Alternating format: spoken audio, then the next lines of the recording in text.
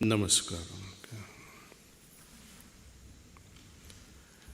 Dear sisters and brothers, it has been very productive few hours of my stay at DJ Park, Tiruppur. I do admire your sacrifice for coming despite of so many inconveniences and participate. Returning back home, you will notice even greater changes that will happen and unfold in your day-to-day life because of these 3 meditation sessions we had. Tomorrow, I'll be leaving early in the morning, but my heart will always remain here, and I intend to come back, hopefully on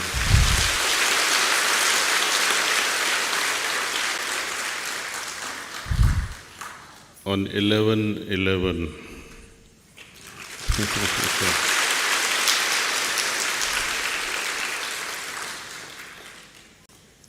I was invited by Sri Vinayak Garu of Chennai Silks, who participates in this International Peace Day. So he says 11th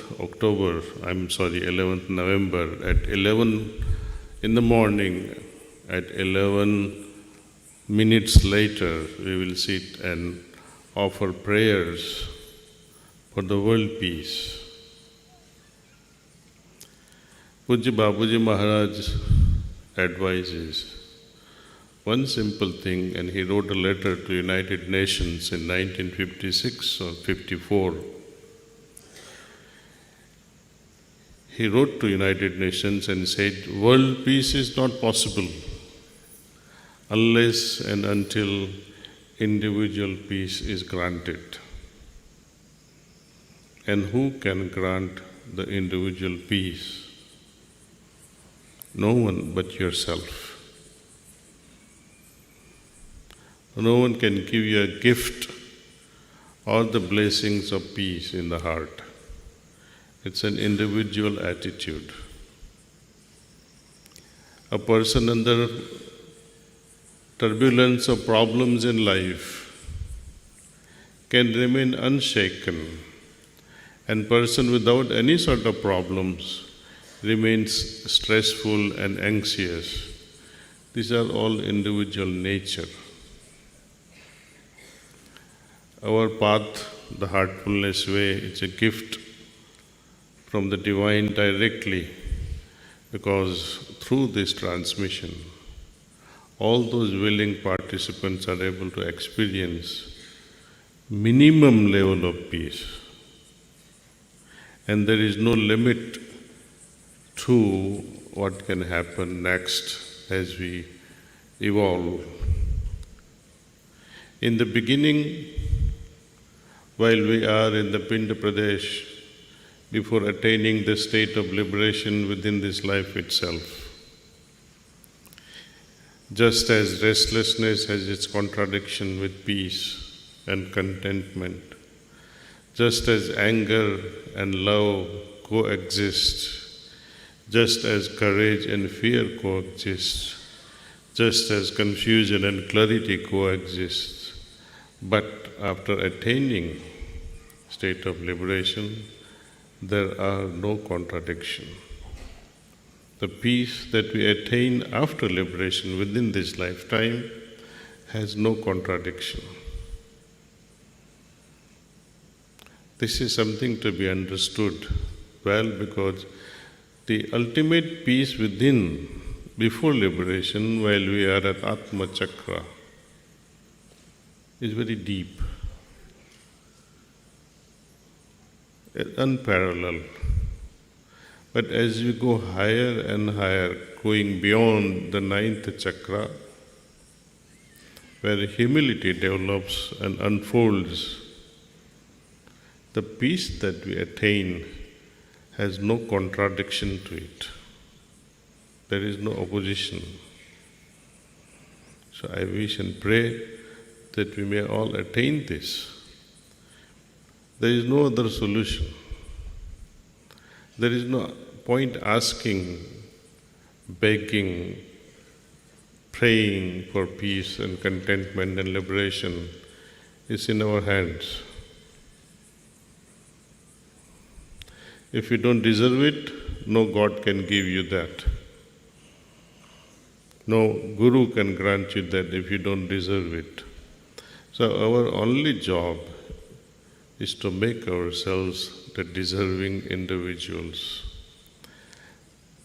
According to Babuji, how can one become so deserving so that he or she becomes the walking temple of God, in whose heart God can reside? God should become proud and say, I reside in such and such a person's heart. And the only way is to make our heart pure and simple, without any complications.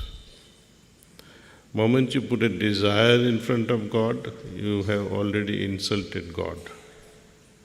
Moment you ask even for liberation, you have already insulted God.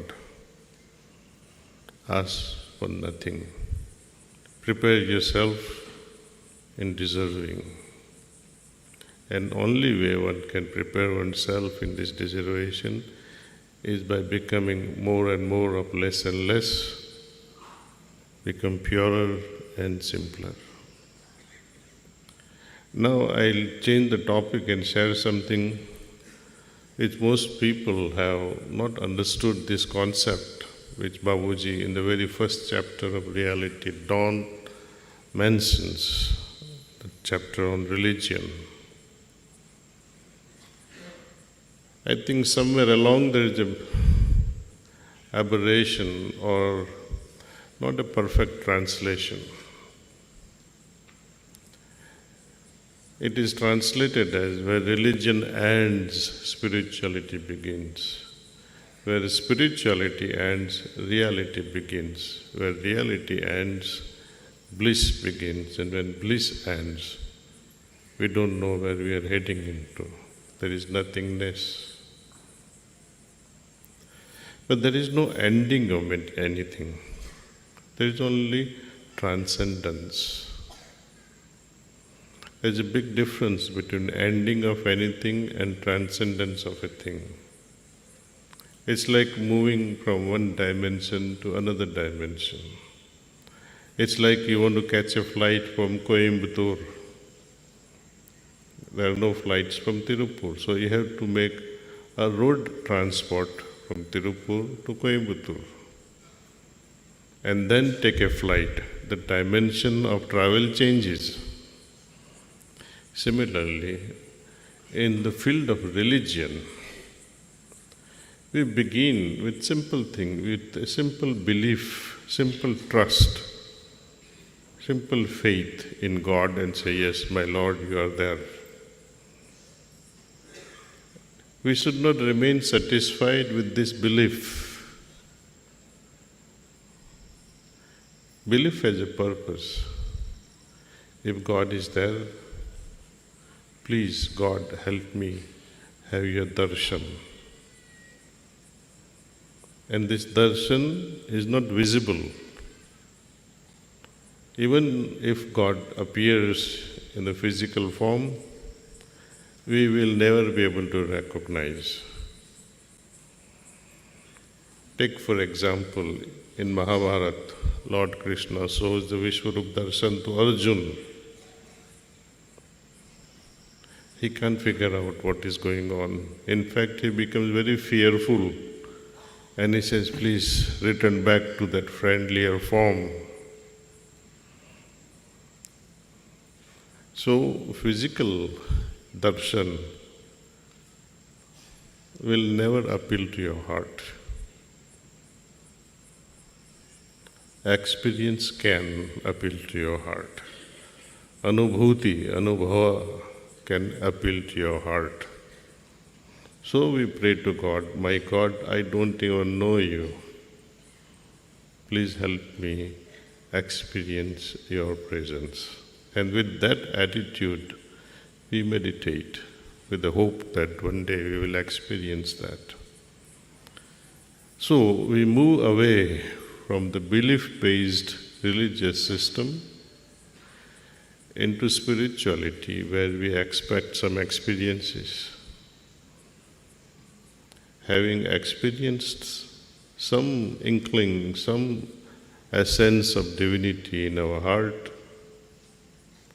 we still remain unsatisfied.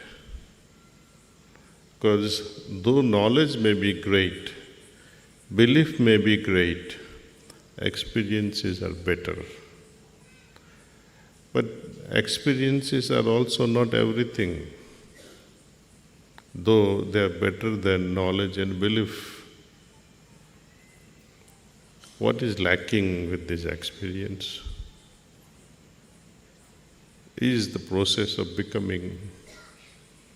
It's a difficult concept to understand, but if I give you a small example, that if I come, or if you are well treated in your friend's house, who is very wealthy, very rich man, and you spend 3 months in that house enjoying very generous hospitality, then you will say, wow, my friend is so rich, he is so generous, I'm having all this rich hospitality, I'm enjoying this experience is great. But deep down in your heart you'll be thinking, I wish I was also as rich, I was also as wealthy. There's nothing wrong with this feeling. Divine experiences can be great, but to become divine is yet another matter. So we should not be satisfied with experiences also. And we will never be satisfied, even if you want to or don't want to. It has its own nature. Until we become divine, your heart will always remain in a state of discontentment. And later on, this bliss, we call Sat Chit Anand, is so heavy. You will say goodbye to it also. I don't want this. Even becoming divine becomes too much for you. And that's when we do the actual renunciation and say goodbye to that condition. Renunciation does not mean leaving your home and running away from your family's responsibilities. It's actually the biggest sin in our Sahaj Marg system. Because you're not grateful to your parents, you're not grateful to your family, and the ungratefulness or ingratitude is the biggest sin. When your parents expect you to serve in their old age, and you run away from that responsibility, it's the biggest crime, you can say, not just a sin. So family life is very important for us. Service and sacrifice in a family life prepares us. It makes us stronger. Trials and tribulations are necessary in this life. Otherwise, against what will you exercise? Physically, we exercise like lifting weights and going to gym and doing all sorts of muscle building exercises. It needs challenge, it needs tension to build muscles. Mind also becomes stronger and able only when it faces the challenges in life. Spirituality also. More the challenges, faster you become saintly. That does not mean we should invite problems. It will come as and when needed. We should not pray that all the world's problem may come to me. That would be foolishness. Lead a life of acceptance. If it comes, well and good. Continue with practice and evolve. Only purpose of this life is the evolution. Becoming better from a mere human level to humane, which is packed with human qualities, and then having mastered and having become a good human being, we automatically are pushed by nature to become divine. But we have to let go of our certain habits. Recognize your defect and try to get rid of them with prayers. Thank you.